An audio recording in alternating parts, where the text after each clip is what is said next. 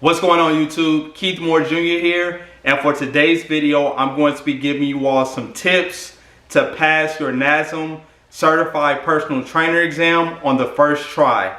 Now I'm going to keep this video nice and concise to let you all know what you need to be studying, and I'm not going to extend it out to 20 or 30 minutes or anything like that, because I know you're probably like, I want to just know what I need to know and get back to studying. So let's get right into it. So I studied for the Nasm. Well, I have an interesting story.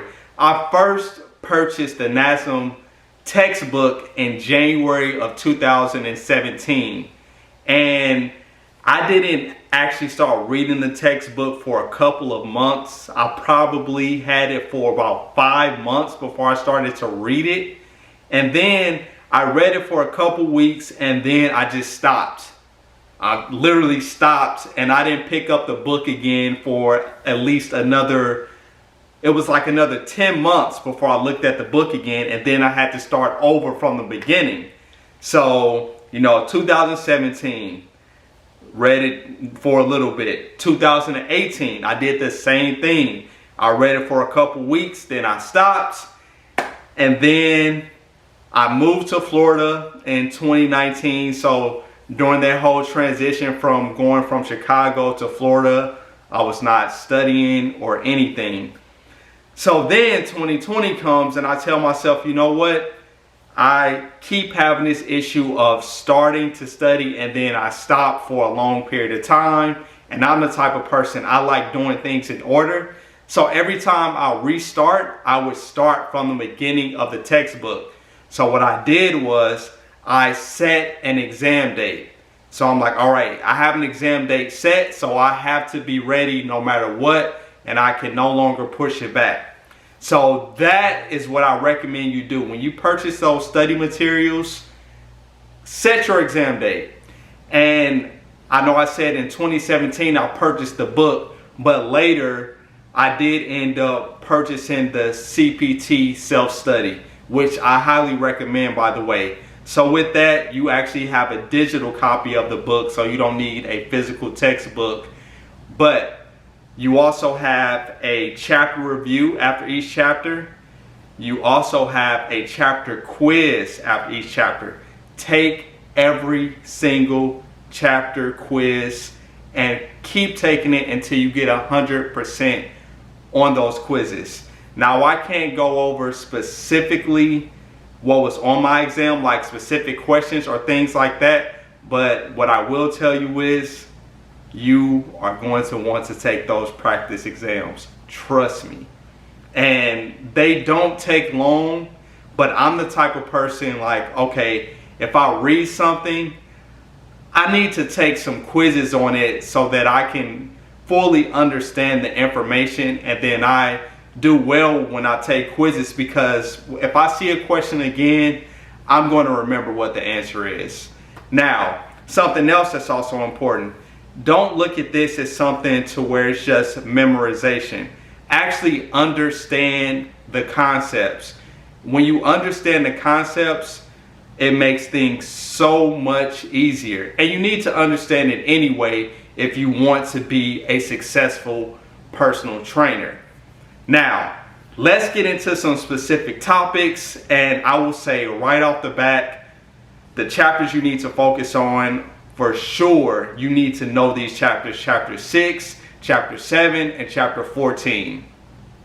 Now, let me rewind just a little bit. Let me go back to the CPT self-study, what else it offers. So I said you have, the chapters, the quizzes, you have the chapter reviews. There are also lectures for each chapter. I did not watch any lectures, so I'm not sure if they're helpful or they're not.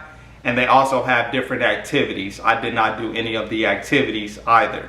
Now, when I finished going through reading the textbook, I read it from start to finish just because that's the type of person I am. I like to, read things and gather all the information I need to. Now, was everything that I read on the exam? No, but I would rather be safe than sorry. So I know a lot of people say you don't need to read the entire textbook, but I'm not going to say that because I read the entire textbook. All right, now you have, once you finish going through the textbook, there are 6 domains at the end of the self-study. Go through all 6 domains, take each domain quiz, and review whatever you got wrong if you got it wrong. Now, the great thing about the domains is it actually outlines what % of each domain is going to be on the exam. So that lets you know what you need to focus on for this exam. And in addition to that, there is also a study guide. Print that study guide off and read through that entire study guide. Now, in addition to that, you have 3 practice exams. Take all 3 of those practice exams. Once again, review what you missed. And then if you want to, keep taking those practice exams because you will see some of those questions again when you go to take your certification exam. And then there's also what's called like a knowledge check, and you can take an exam for that as well. I actually did that the night before my exam, and I'm glad I did because at first I didn't even see that exam, but I'm glad I did because there was some questions from that were actually on my exam as well. All right, now let's get into more of what are some of the concepts you need to know. First and foremost, you need to know overactive and underactive muscles. If you don't know the overactive and underactive muscles, you will not be ready to take the exam. So there are charts for that. Some people like to do mnemonics in order to memorize the overactive and underactive muscles. Like I saw a lot of people who made YouTube videos about how they memorize it. For me, I did not use mnemonics. I actually just went through different movements and I learned the overactive and underactive muscles that way because it's a lot of, movement compensations that I experienced myself. So I was like, okay, well, let me try to stretch this muscle out because it may be overactive. And then sure enough, I'm like, yeah, that was the case. So yeah, Nasm, hit the nail on the head with that. So, mnemonics, I'm not saying they don't work. That's just not how I process information. I do much better with hands-on learning experience. So, I learned the movement compensations, the overactive and underactive muscles by just doing the movements myself. All right, so I have the study guide here, so let me actually go through some things just to make sure I don't miss anything. So we said the underactive and underactive, we said the underactive and overactive muscles, you need to know that. The heart, yeah, that wasn't, know some things about the heart. I wouldn't say that's like a primary focus or anything. Planes of motion, you need to know the planes of motion for sure. And also with the planes of motion, understand what exercise you can perform in those planes of motion. All right, let's see, the OPT model. You need to know the OPT model and what each phase is. That's like the whole premise of Nasm. They really focus on the OPT model and they build upon a lot of things using the OPT model. So definitely understand the OPT model. Notice I said don't just memorize the OPT model, understand it. All right. As far as nutrition, there is a chapter on nutrition. Just have like a general understanding of nutrition. That wasn't like a really big part of the exam, and I think that's probably because there are other NASM certifications you can take that are more specific to nutrition. All right, let's see what else. Okay, know the assessments. Yeah, definitely know the assessments for sure. It's gonna have various assessments, so you're gonna have like cardiorespiratory assessments, postural assessments, things like that. Understand the kinetic chain checkpoints. That's going to definitely be beneficial as well. And also understand and know the body composition assessments. And then another thing, yes, assessments are important as well, because I'm looking at this, I'm like, okay, yeah, this is important. Performance assessments, and then the postural assessments as well. So yeah, all of these are going to be very important. And like when you're looking at things like the dynamic postural assessments, make sure you're definitely understanding the overactive and underactive muscles that tie into that. All right, so that's a large majority of what you need to know. And then also be sure to understand the acute variables. That's also going to be very important as well, those acute variables. So, you know, for certain phases, understanding, you know, the sets, the reps, the tempo, the intensity, you know, things like that. There's a chart in the textbook for that as well. So be sure to understand and memorize that chart. Notice I said understand and memorize. So not just memorize, you want to understand it as well.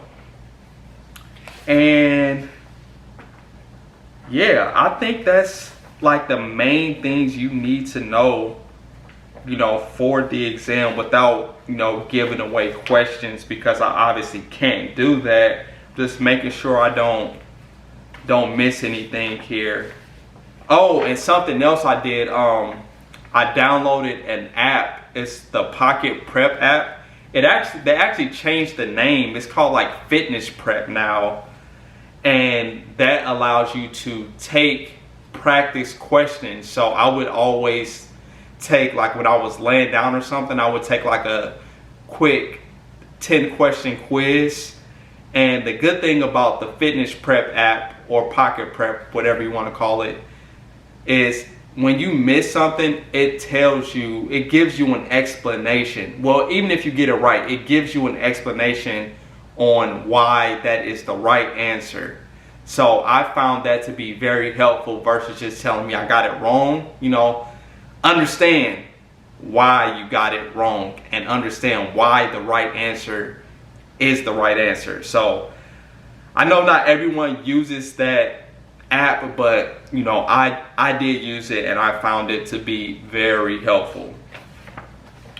All right, so just making sure I don't miss anything. Oh, last thing. So for memorizing the muscles, this was something that I was having a hard time do, like memorize certain muscles. So there is a game that you can play that I found out about from other people on YouTube talking about it. It's called Poker Muscle. And that game helped me to memorize the muscles and where they were located, which in turn helped me to work off of and understand the overactive and underactive muscles. So if you're having a hard time to memorize the muscles and their locations, definitely check out that Poker Muscle game, and I'll leave a link to the game in my description box below. So I hope you all found this video helpful. Good luck if you are taking the Nasm exam anytime soon. You will do well, you will pass. Just be sure to focus on all of those key points that I mentioned in this video. And don't forget, you always want to learn as much as possible. So don't go into the exam saying, oh, I just want to just get a 70%. No, I went into the exam, I wanted to get every question right.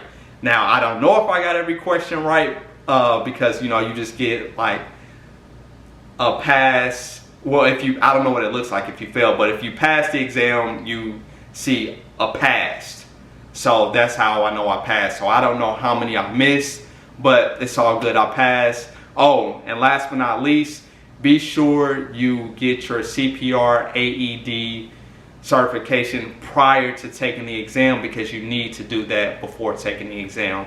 And also, if you are in a location to where you can't go to a testing center or things like that due to everything going on with the pandemic and whatnot, be sure to give Nasm a call and talk to them, because Nasm's customer service is amazing.